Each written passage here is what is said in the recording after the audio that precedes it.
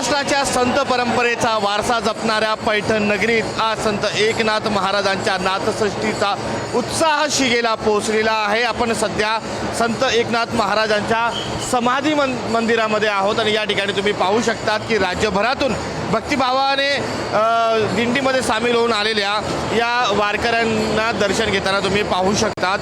भानुदास एकनाथाच्या जयघोषात संपूर्ण पैठण शहर हे भक्तिमय वातावरणात न्हाऊन निघालेलं आहे। राज्याच्या कानाकोपऱ्यातून वारकरी मोठ्या श्रद्धेने या सोहळ्यासाठी दरवर्षी दाखल होत असतात।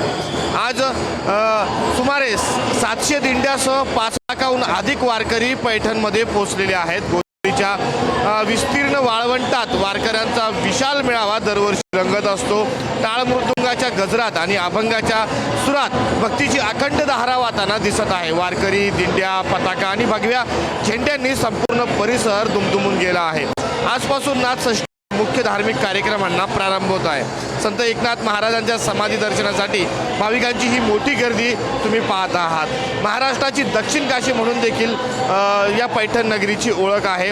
वारकरी संप्रदायात विशेष स्थान या पैठण नगरीचं आहे। पंढरपूरनंतर वारकऱ्यांसाठी सर्वात मोठी आणि श्रद्धेची यात्रा म्हणून पैठणच्या नाथषष्ठीची ओळख निर्माण झाली आहे। त्यामुळेच राज्यभरातून भाविक मोठ्या भक्तिभावाने येत असून संत परंपरेची जी अखंड परंपरा आहे आजही सोहळ्यातून जपली जात असल्याचं चित्र या ठिकाणी तुम्हाला पाहायला मिळत आहे।